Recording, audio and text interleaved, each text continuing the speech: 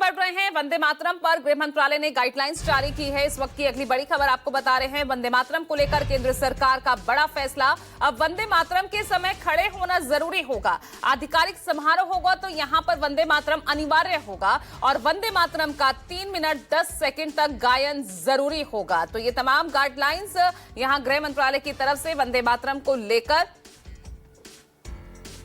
अब यहां पर वंदे मातरम जब भी गाया जाएगा तो खड़ा होना जरूरी होगा। आधिकारिक समारोह में वंदे मातरम अनिवार्य होगा। सरकारी कार्यक्रमों में 6 छंद वाला वंदे मातरम अनिवार्य होगा।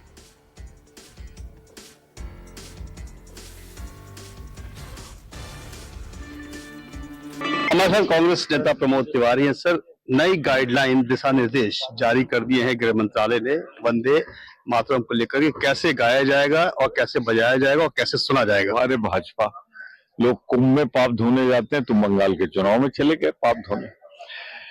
अरे जब वंदे मातरम गा के फांसी के फंदे पे झूम रहे थे स्वतंत्रता संग्राम सेनानी, जब वंदे मातरम गा के कांग्रेसी जेल जा रहे थे, अंग्रेजों भारत छोड़ो का नारा लगा रहे थे, तब आपका मात्र संगठन अंग्रेजों को चिट्ठी लिखकर अंग्रेजों की फौज में भर्ती होने का ऐलान कर रहा। और अब बंगाल का चुनाव बुरी तरह हार रहे हैं, तो टाइमिंग पे जाइए।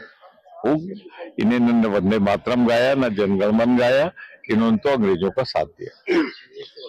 प्रमोद तिवारी कांग्रेस नेता, इनका कहना है कि जो नई गाइडलाइन जारी हुई है वो बीजेपी को इसलिए अचानक याद आ गई क्योंकि पश्चिम बंगाल में चुनाव है।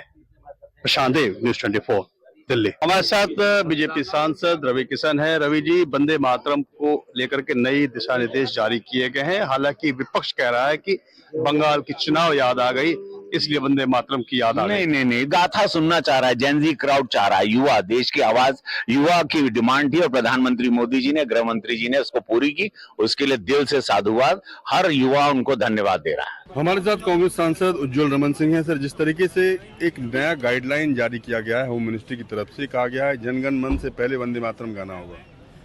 देखिए, वंदे मातरम हमेशा हम लोग गाते चले आए हैं और हमेशा गाएंगे।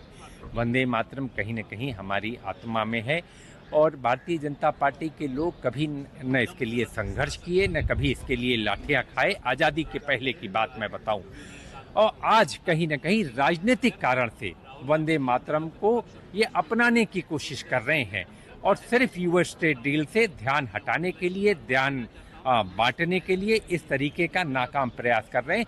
जिस तरीके से भारत ने घुटने टेके अमेरिका के सामने, ये देश के सामने हैं, उसी को ध्यान भटकाने के लिए आने वाले दिनों में एप्स्टीन फाइल पर भी चर्चा होगी। आने वाले दिनों में नरवणे जी ने जो लिखा है उस पर भी चर्चा होगी। आने वाले दिनों में ट्रेड डील पर भी चर्चा होगी। इसी को ध्यान भटकाने के लिए ये काम किया गया है। गाइडलाइन में ये भी कहा गया है कि वंदे मातरम के 6 स्टेंजा को पूरा गाना पड़ेगा।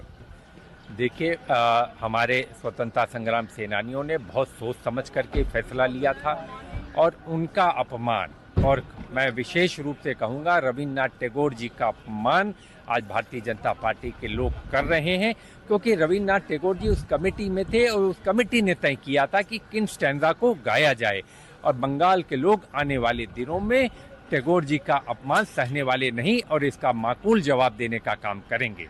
धन्यवाद। बातचीत रमन कुमार, दिल्ली, न्यूज़ 24।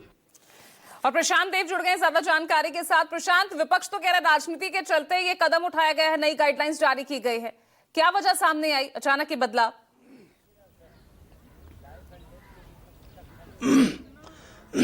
देखिए, आपको याद होगा कि अभी कुछ दिन पहले ही वंदे मातरम के 150 साल पूरे होने पर इसको सेलिब्रेट किया था सरकार ने, और संसद में इस पर एक चर्चा और बहस भी हुई थी।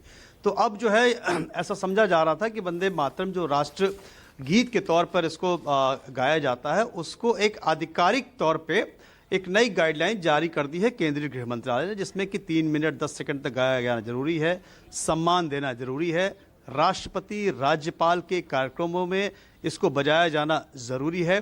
यानी कि राष्ट्रगान जहां जहां बजता है वहां वहां उन समारोहों में अब वंदे मातरम भी बजाया जाएगा। इसकी एक पूरी गाइडलाइंस जारी कर दी गई है।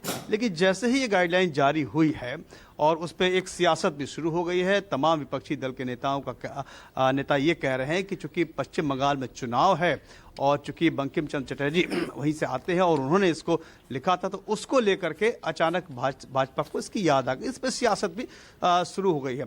लेकिन एक ये गाइडलाइन तो वैसे हमेशा आती है, लेकिन इस बार जो इसमें नया है उसमें यह है कि कंपलसरी है। चलिए ठीक है प्रशांत देव, बहुत बहुत शुक्रिया तमाम जानकारी के लिए। और इसी